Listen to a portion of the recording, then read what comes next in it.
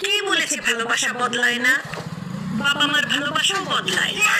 বাবা মাও থেকে থেকে না একদম পোল্টি মেরে দেয়। তার প্রমাণ কি? আমি যখন ছোটবেলা ঘুমায় থাকতাম অনেক বেলা পর্যন্ত, তখন আমাকে দেখতে নাকি আমার বাবা মার খুব সুন্দর লাগতো, ভালো লাগতো। বলতো যে ঘুমাক, বেশি বেশি ঘুমালে ব্রেন ভালো হবে। একটু বড় হওয়ার পর যখন বেলা পর্যন্ত ঘুমাতাম, বাবা মা বলতো যে ঘুমাক ঘুমাক, পড়ালেখা করে তো ঘুমের দরকার আছে।